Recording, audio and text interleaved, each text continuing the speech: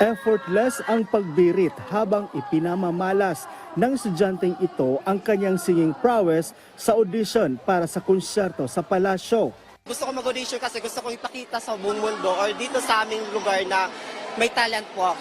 Ikaw may gusto ko,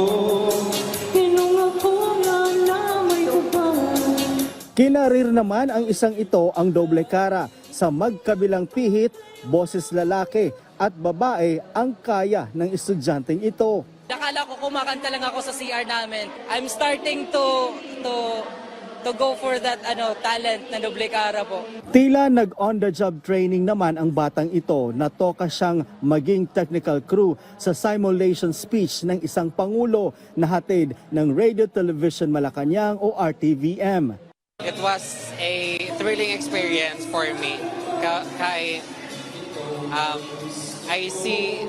Ano mga processes behind the interview, every interview. Pinilahan din ang booth ng pambansang TV sa Bagong Pilipinas, ang PTV4. Ako si Jocelyn L. Escobar para sa Pambansang TV sa Bagong Pilipinas. Ako si Catherine F. Cabigayan para sa Pambansang TV sa Bagong Pilipinas.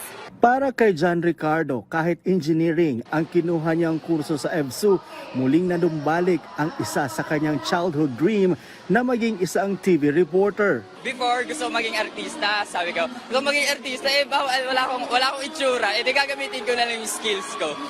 Kaya gusto ko maging reporter.